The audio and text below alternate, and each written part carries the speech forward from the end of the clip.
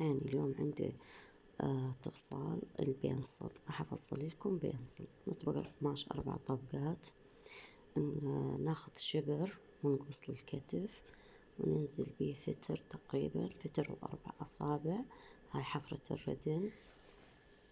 بعدين نقص الركبة نقصها أول مرة 3 أصابع، بعدين نقص القدام فتر كامل.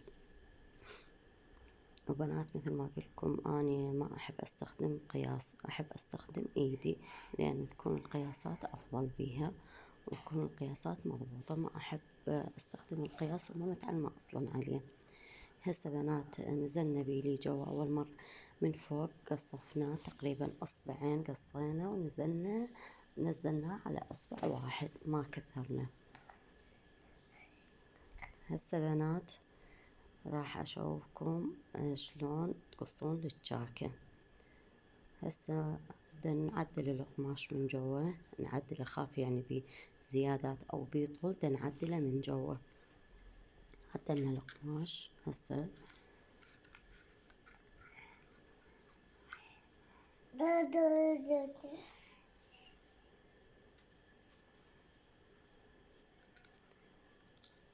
بنات يعني هسه راح نفتح القماش وتطرقونه من قدام، من النص تدوسون بيه على الداخل، تقريبا أصبع أقل تطرقونه من الداخل، على مود شنو يصير عندكم نخليه دقم كبس.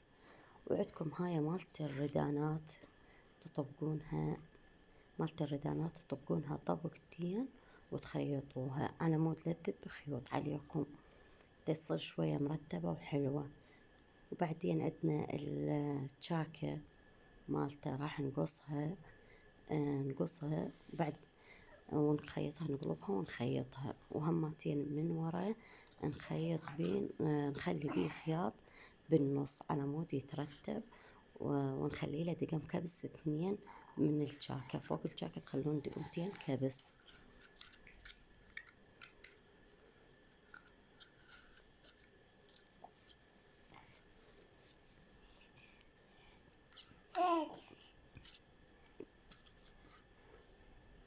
هسه فتحت لكم الجاكة مالته،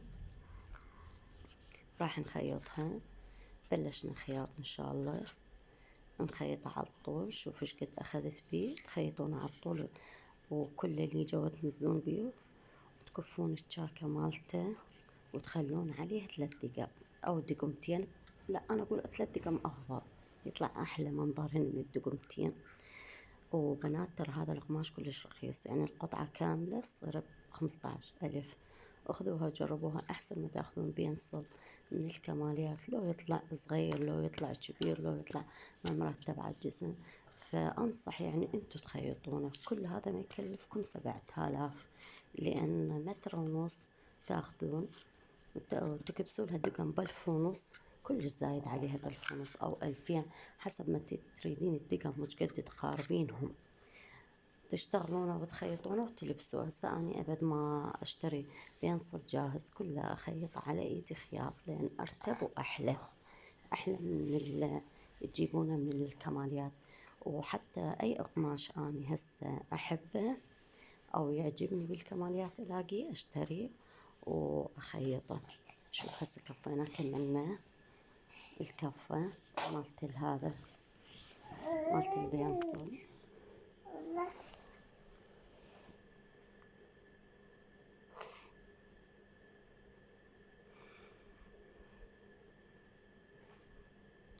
وبنات اي شي عندكم تريدونه قولولي انا اسوي لكم اياه افصله. ولما تكملون البينصل وتكملون خياطته اكووه من قدام قبل لا تحطون الدقم بنات، تكوونه من قدام على مود تقعد الكسرة مالته وتترتب، يصير الخياط مالته مضبوط. اكووه من قدام من تكملون الخياط. يلا تخلون الدقم، بعدين من تكملونه كله اكووا الورا، راح نخلي بيها خياط الخلف، اكووها واكووا الصاح كلها مالته، وحتى الكفة مالته اكووها، يصير حلو ومرتب، يصير شكله احلى. هسه بنات جينا على الكتف، راح نطرق الكتف واحد على الآخر مثل ما تشوفوا.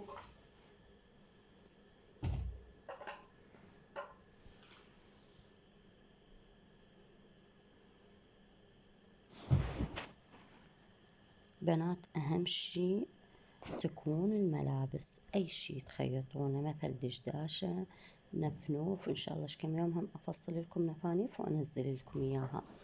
أي شي تخيطونه لازم كوي، لأن الخياط ما يقعد إذا مو كوي، ما يترتب ويبين حلو ومرتب إذا مو كوي. حتى لو دشداشة مالت بيت يعني بسيطة كوها، أي شي تخيطونه بيديكم كوه.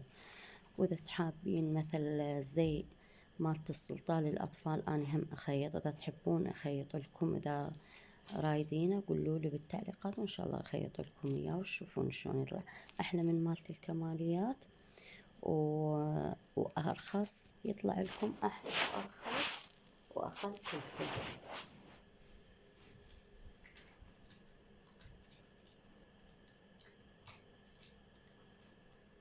هسه نشيل الزايد اللي بالكتف اللي عمود عدلة يتوازن بالخياط. أي شي زايد عندكم شيلوه لما تطبقون.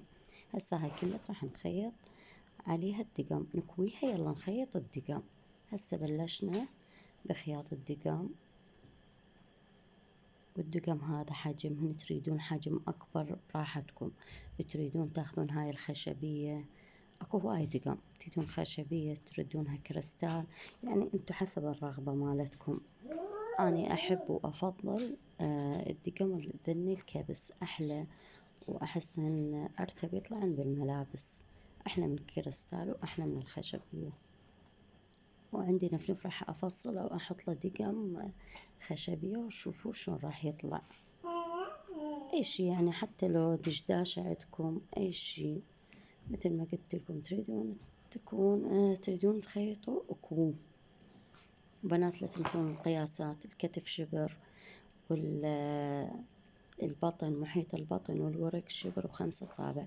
حبايبي هذا نهاية، هذا شكل النهائي للبنصل. بالحقيقة بعد أحلى باللبس، وبالحقيقة بعد أحلى من هذا بهواية، وبسيط وبفلوس بسيطة وبكلفته كلش بسيطة. وخياطة ما طول ساعة، ما طول ساعة، أقل الساعة أنا كملت فصال وخياط.